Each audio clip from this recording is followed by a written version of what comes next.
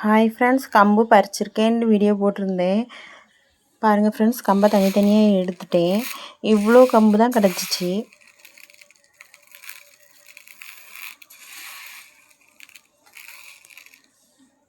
எவ்வளோ அழகாக இருக்குது பாருங்கள் ஃப்ரெண்ட்ஸ், நல்லா ஃப்ரெஷ்ஷாக இருக்குது.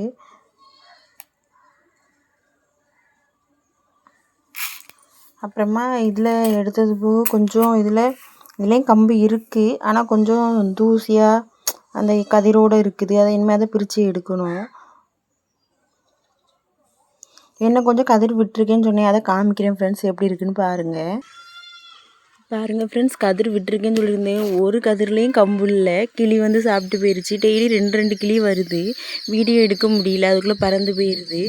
எல்லாமே பாருங்கள் சும்மாவே இருக்குது, எல்லா கதிரையுமே சாப்பிட்டு போயிடுச்சு. இப்போ அதனால் அடுத்த பேஜ் போட்டிருக்கோம். பாருங்கள் ஃப்ரெண்ட்ஸ், கதிலையும் கம்பு வச்சுட்டு சரி கிளி சாப்பிட்டு போகட்டும்னு விட்டுட்டோம்.